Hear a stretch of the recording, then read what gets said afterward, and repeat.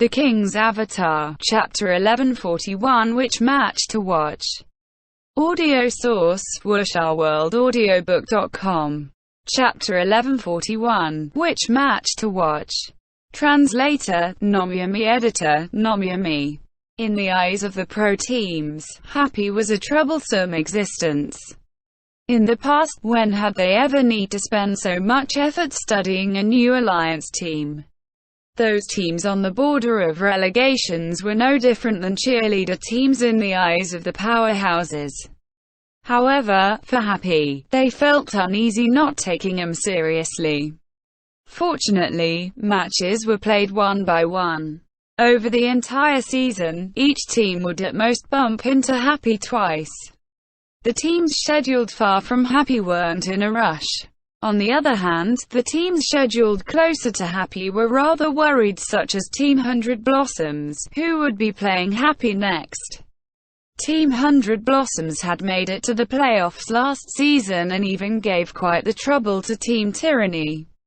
After waving goodbye to Blood and Blossoms, the team became better and better. Yufeng, the new generation's #1 berserker, stood firm in Team 100 Blossoms.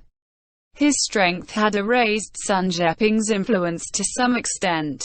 Along with the passing of time, Team 100 Blossoms had been rather indifferent about encountering Sun Zheping. At least, they hadn't been as nervous as facing Happy. Because 100 Blossoms was a team on the fringe of the playoff level, it was very possible that a slight slip would lead to their playoff spot being taken, so in their view, Happy was an especially worrisome opponent.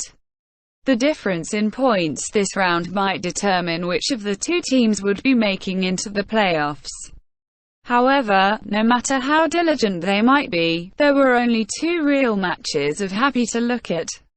In their match against Excellent Era, Happy had displayed closely interlinked and masterful strategic planning, but against Samsara, before Happy could even get their tactics going, Samsara had scattered them. Samsara is even stronger this season, Team 100 Blossoms cleric, Mo Chuchen, said.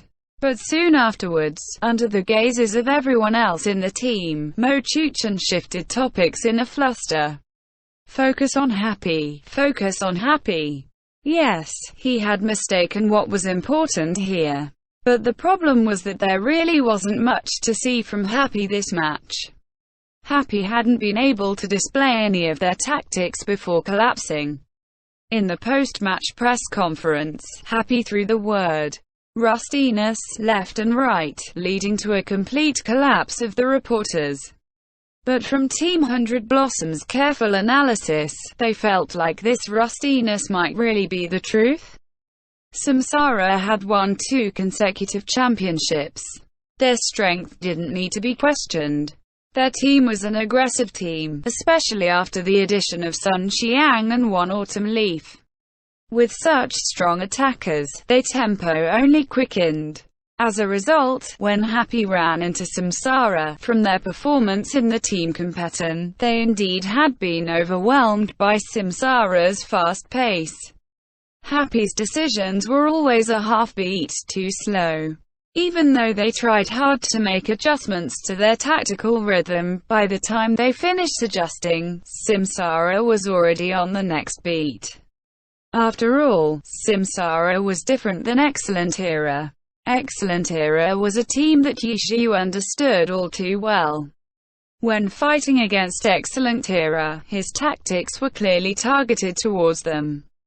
Excellent Era had also been crushing noobs in the Challenger League for an entire year, so they had somewhat fallen from the pace of the pro scene. How could they compare to the reigning champions?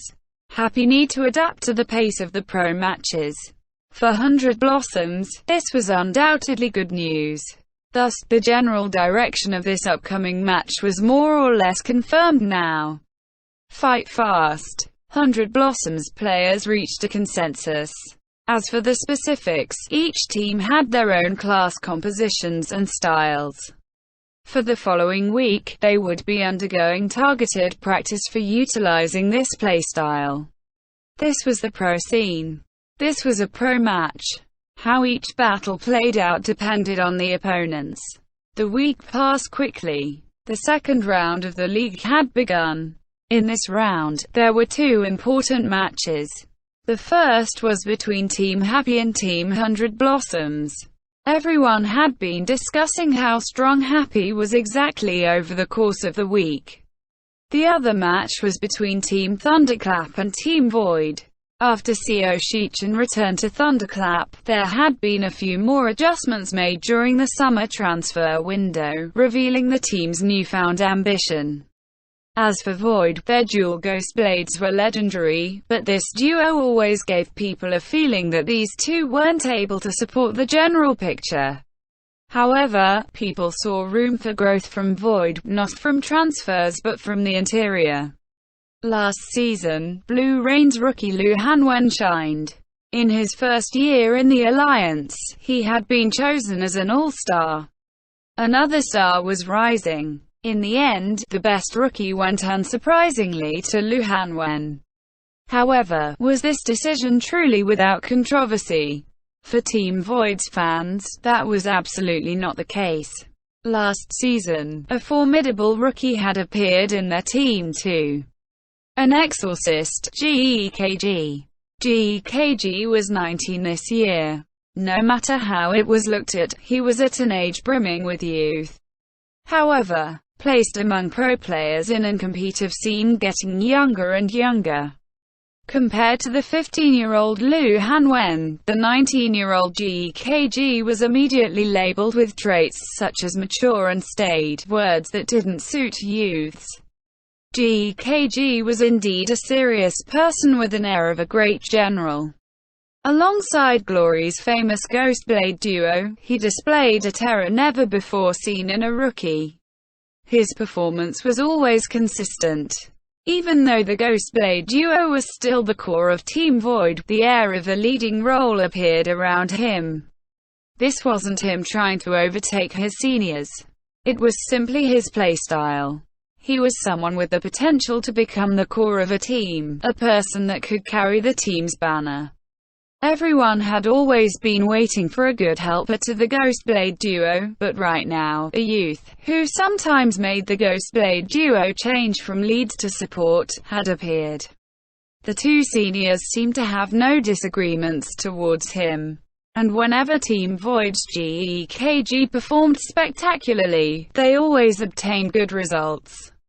For this type of player, even if he didn't grow to become the core of a team, he would still be a great general in a team.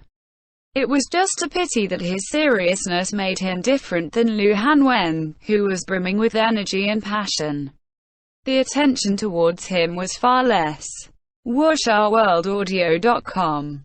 Team Void had always been lamenting at this injustice. In the selection for Best Rookie, Lu Hanwen snatched away the majority of the votes, leaving a huge gap between the second-place GEKG.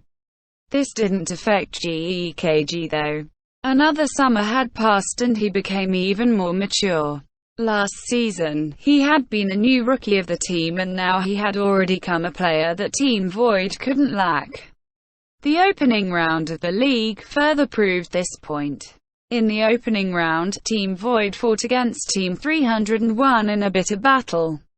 In this round, GEKG had been crucial to the points won by Team Void. He had won a point in the individual competition. In the team competition, Team 301 took the initiative but he stood firm and led the team for a counter-attack, resulting in a huge victory. In the post-match press conference, Team 301's captain, Yang Kong, praised GEKG. He even said that GEKG reminded him of Wang GXC despite their playstyles being entirely different. Afterwards, Team 301's all-star grappler Li Yihui, who had once been a part of Team Tiny Her but had been traded for Team 301's Zhu Bin, also expressed his approval towards his captain's praise for GEKG. Team Thunderclap vs Team Void was the match chosen to be broadcast. Even though everyone's curiosity towards Happy hadn't been erased, the broadcast could only choose a single match. They couldn't only broadcast Happy's matches this season, no. On 9/12, the second round of the Glory Professional League's 10th season started. The viewers tuning in to watch saw Team Void's stadium as scheduled. But the commentator Pan Lin seemed to be even more uneasy than anyone else. Hello friends, this is the second round of the Glory Professional League's 10th season, Thunderclap vs Void. The players on both sides have entered the stadium. First up will be the individual competition, of course. And at the same time, there's another important match between 100 Blossoms and Happy, which is taking place in City H. I'm sure everyone knows that after Excellent Era was defeated in the Challenger League last season, the boss Tao Xuan sold practically all of Excellent Era's assets. Many people probably thought that Excellent Era's competitive stadium was a part of these assets. But in reality, Excellent Era Stadium used to be called Ocean Gymnasium, a public gymnasium in City H. When the Glory Professional League was established, the competition soon need this type of venue, so Excellent Era rented it for a long-term use. Later on, the name was changed to the Excellent Era Stadium. The lease was suspended AEAD of time and the stadium has returned to the original Ocean Gymnasium. Right now, Happy is temporarily leasing it for their stadium. In truth, this isn't surprising.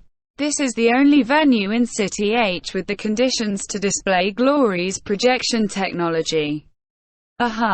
Quote. A cough interrupted Pan Lin's introduction. After a pause, Pan Lin realized that he was currently commentating the match between Thunderclap and Void, but after only a short introduction, he had suddenly shifted focus to Happy. The director had told him to give updates on the situation between Happy and 100 Blossoms. It would be enough to just say a few words when a result came out. He wasn't supposed to go too far though. Let's get back to the scene. Pan Lin immediately pulled the subject back from Ocean Gymnasium. His old partner Li Yibo gave a loud laugh. It looks like our little Pan has quite the interest in the match between 100 Blossom and Happy. We'll be giving updates on that match from time to time. Pan Lin said. Okay, the match between Thunderclap and Void will be starting soon. First up is the individual competition. The first two players to come up will be Thunderclap's Dai Yankee and Void's Li Zun. Pan Lin started focusing on the present match, and at the same time, standing inside the venue renamed to Ocean Gymnasium, Yi Shu let out a deep sigh. Even though the name had changed, the venue itself hadn't. The only addition to it was equipment for the projection technology. I'm back. A year and 8 months to stand back here. My name has changed. My character has changed. But my will to compete will never change. I'll be going. Yi Shu called out to his teammates and stepped towards the stage. Dai Yankee has open-fired. For now, Li Zun is unable to approach and is moving around. A beautiful air jump. He jumped backwards in mid-air to dodge the magic coming at him. Happy sent out Yi Shu as their first player. The viewers tuning into the match were listening to Pan Lin commentating the intense battle between Elementalist and Assassin, when a piece of news about Happy suddenly popped up out of nowhere. End chapter.